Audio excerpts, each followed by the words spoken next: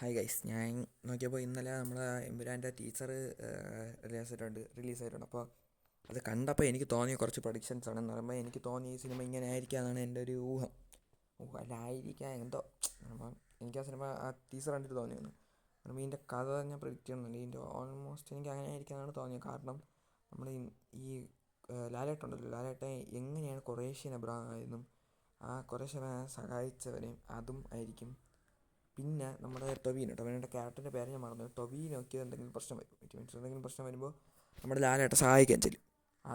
അതായിരിക്കും ഇതിൻ്റെ ഒരു സ്റ്റോറി ലൈൻ എന്നാണ് എനിക്ക് തോന്നുന്നത്. എന്ന് പറയുമ്പോൾ ഇതായിരിക്കും. അപ്പോൾ ഇതെല്ലാം കണ്ടുപിടിക്കുന്നത് നമ്മുടെ ഇന്ദ്രജിത്തായിരിക്കും. അപ്പോഴത്തേക്കും ഇതാണ് ഇതിൻ്റെ കഥയാണ് എൻ്റെ ഒരു ഊഹം. പിന്നെ പൃഥ്വിരാജ് മോഹൻലാൽ തമ്മിൽ എന്തെങ്കിലും റിലേഷനും കാണും. അപ്പം അത് നമ്മൾ കാണിക്കും. അത് ആ കഴിഞ്ഞ പാർട്ടിൽ കാണിച്ചിട്ടുണ്ട്. എങ്കിൽ ഇത് അതിൻ്റെ കറക്റ്റ് ഡീറ്റെയിൽ ആയിട്ട് ഫുൾ കാണിക്കുന്നതാണ് എൻ്റെ രൂപം. അപ്പോൾ ഇത്രയേ ഉള്ളൂ. വീഡിയോ ഇഷ്ടപ്പെട്ടാൽ ലൈക്ക് ചെയ്യണം, ഷെയർ ചെയ്യണം, സബ്സ്ക്രൈബ് ചെയ്യണം, പിന്നെ ബെല്ലൈക്കൺ കൂടെ അമർത്തണം. അപ്പോൾ അത്രയേ ഉള്ളൂ ഇന്നത്തെ വീഡിയോ. പിന്നെ ഇതെൻ്റെ വെറും ഒരു പ്രഡിക്ഷനാണ്. ഇതാവാൻ ഒരു സാധ്യതയില്ല. എൻ്റെ ഒരു വെച്ചിട്ടാണെങ്കിൽ ഒരു 10% ആവാൻ സാധ്യതയില്ല. അപ്പോൾ